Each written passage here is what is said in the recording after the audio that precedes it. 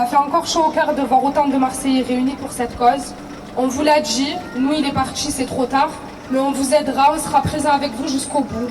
Il a fallu malheureusement du temps à Marseille pour se réveiller de tous les problèmes que la ville cachait pendant des années, mais ça s'est fait aujourd'hui. Ne vous laissez pas faire, on est là avec vous, continuez. 8 personnes, 8 familles sont encore en deuil, on n'arrive pas à s'en remettre, on ne s'en remettra jamais. Il faut continuer, battez-vous, ne lâchez pas.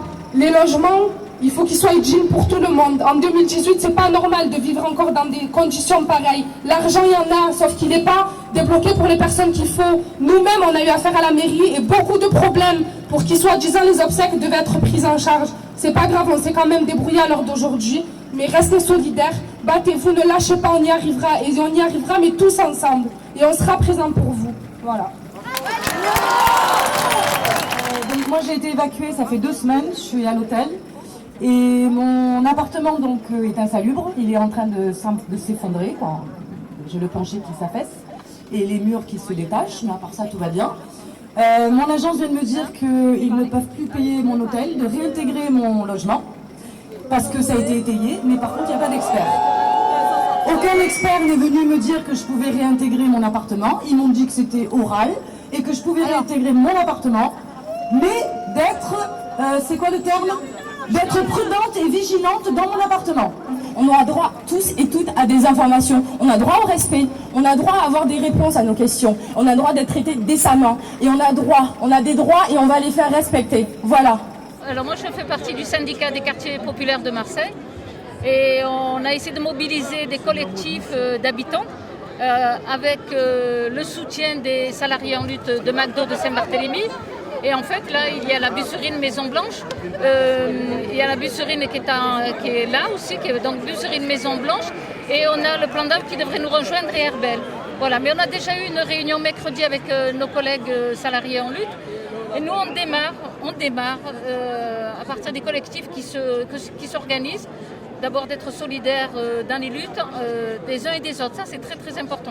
Bonjour, je suis Naïr Abdallah. Je suis membre du collectif des habitants de la Maison Blanche. Alors aujourd'hui, on s'est présenté parce qu'on est concerné par le logement insalubre. On m'entend là, c'est bon. Faut savoir que dans notre quartier aussi, il n'y avait pas de sécurité, il n'y avait pas de douane, il n'y avait absolument rien au niveau de la voirie et au niveau de l'habitation qui est totalement laissée à l'abandon depuis bonne cinquantaine d'années environ.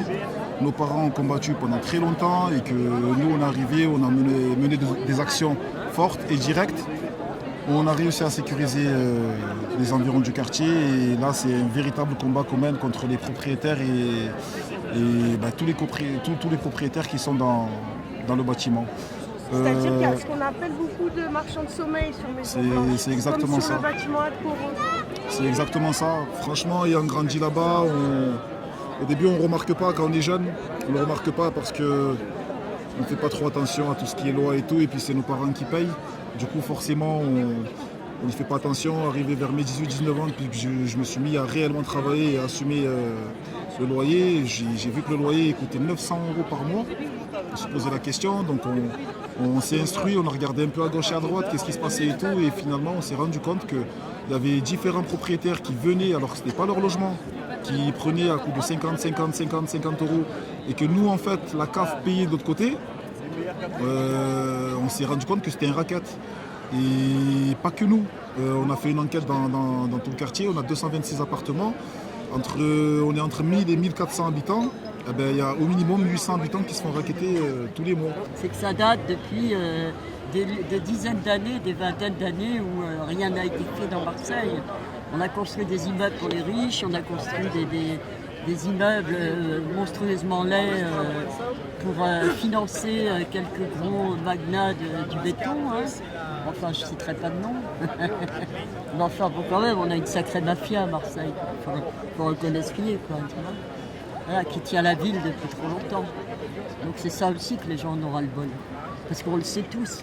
Les Marseillais, on le sait. On n'en peut plus. On veut avoir des travaux, mais des travaux logiques. La rue nous a fait des travaux, on nous a fait des travaux au rabais, on a des malfaçons, des personnes sont inondées. Au moment du désamiantage, ils ont cassé des panneaux. Il est balancé par le balcon certaines fois. Ils n'étaient même pas couverts eux-mêmes et nous, on nous mettait un plastique, mais pas entier. Et puis ils sont restés pendant quelques temps, ils sont restés comme ça devant des immeubles. Des semaines, exactement. C'est l'État, la mairie et HNP, des gros budgets qui ont été mis en place. Et puis on a eu des travaux au rabais. L'argent où il est passé, et ils le savent hein, de toute façon. Ils le savent très bien. Mais maintenant on en a marre, on dit basta. Il paraît qu'il y a eu une augmentation des maladies respiratoires. Exactement, bien sûr, mais c'est obligé. Avec les explosions, les fumées, les bruits, jour et nuit, ça travaillait, ça faisait exploser les gens. Ils supportaient tout ça. Ça fait combien de temps que ça dure tout ça Ça fait depuis 2014 qu'ils ont commencé les travaux. Non, voilà, depuis 2014. Et normalement, ils annoncent jusqu'en 2020. Du coup, les propositions, c'est qu'il y ait des contrôles. C'est qu'il y ait des contrôles, mais de vrais contrôles derrière chaque travaux. Le problème, c'est pas en une journée qu'on va régler les choses. Il faut continuer à manifester et ne rien lâcher. Voilà, c'est nos droits. Donc ça m'est arrivé d'habiter dans des appartements pas aux normes déjà, sans parler d'insalubre. Vous ressentez quoi ces derniers temps La colère. Et puis c'est peut-être l'occasion d'arrêter 30 ans, 50 ans, de laisser aller dans nos quartiers. Surtout, défendre mes Marseillais, que j'aime tant, et ma ville. On est vraiment touché par ce qui s'est passé à la rue d'Aubagne et qu'est-ce qu'elle va devenir notre ville. Parce que les habitants, la plupart des habitants, ils habitent dans des habitations insalubres, que ce soit dans les quartiers nord ou dans le centre-ville. Donc à nous de unir nos forces et essayer de gueuler le plus fort pour faire prendre conscience au système que on est là, on existe, on est des êtres humains. Aujourd'hui, on est en 2019 presque.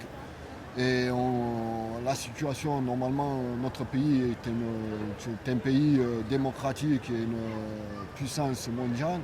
Mais la puissance mondiale ne se reconnaît pas à travers l'être humain. Il y a pas mal de choses qui bougent. Donc, que ce soit un ras-le-bol général sur le travailleur précaire, sur les habitations, les gilets jaunes aussi. Les gilets jaunes qu'on soutient, nous travailleurs McDo, parce que ça fait pas mal de jours qu'ils sont là, qu'ils luttent. Et nous sommes rentrés en contact avec eux. Et nous allons essayer de nous manifester dans les quartiers nord, dans les quartiers populaires. Parce que voilà, dans ces quartiers-là, il n'y a pas de gilets jaunes. Et on appelle à tous les gilets jaunes de venir nous donner une main forte dans nos quartiers. Parce qu'il n'y a pas mieux que celui qui sent la douleur qui l'exprime. Celui qui l'exprime, celui qui sent la douleur. Donc à nous, habitants ou à nous, salariés précaires, de pouvoir dire que on en a ras-le-bol de tout ça. À nous de se réveiller. Et aujourd'hui, si on est dans la rue et qu'on converge nos luttes, je ne dirais pas convergence des luttes, c'est une alliance des luttes.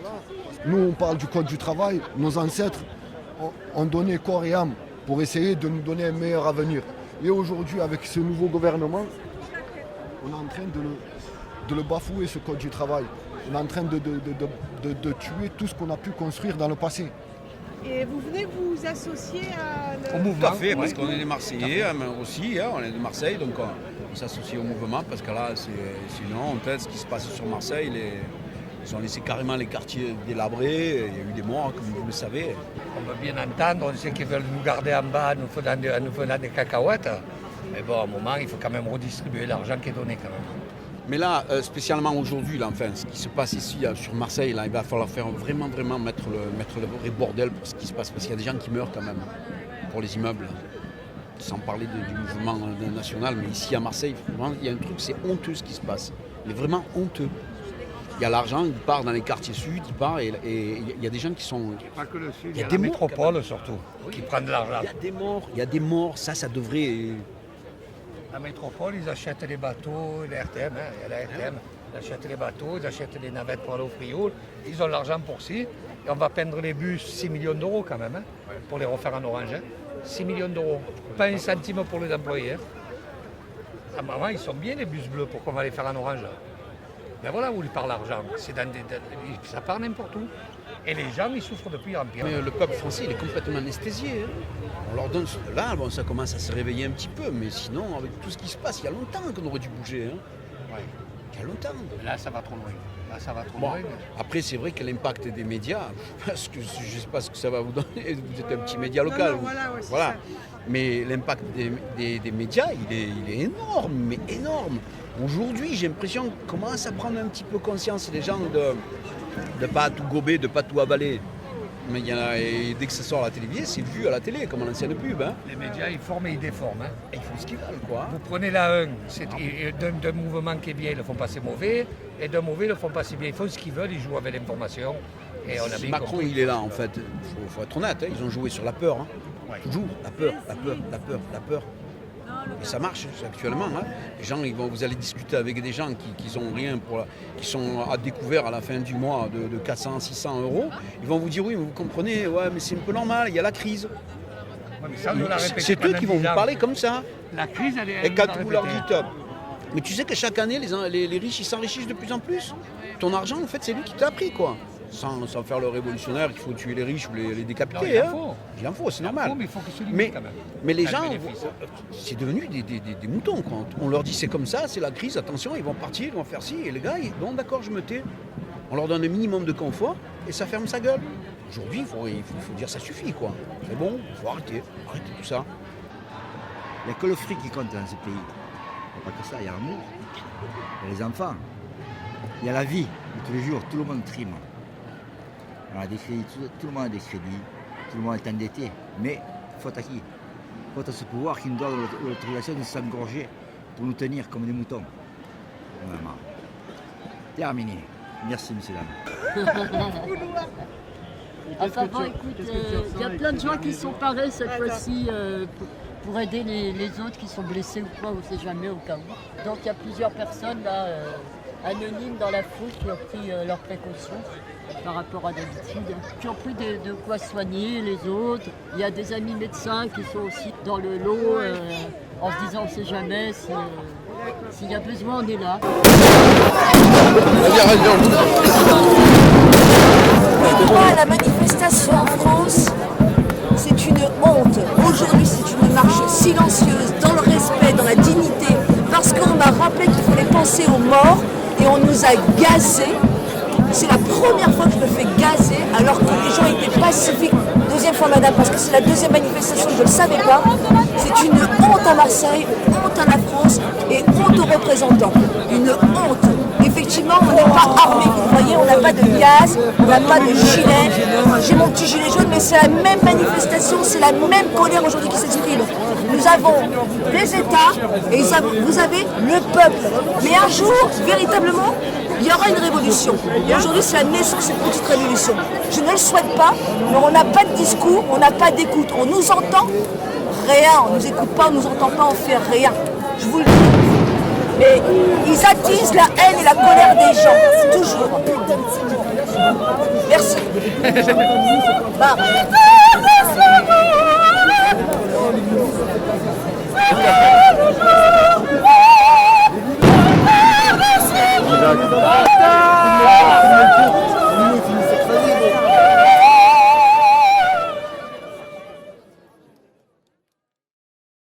Vous connaissez un petit peu l'histoire du colibri, hein? Il y a un incendie dans la jungle, tous les animaux fuient, et puis il y a le petit colibri qui va dans un petit lac, il prend avec son petit bec et il verse sur le... Et il y a l'éléphant qui lui dit « mais ça sert à rien ce que tu fais ». Et il répond « en tout cas moi j'ai fait ma part ». Voilà.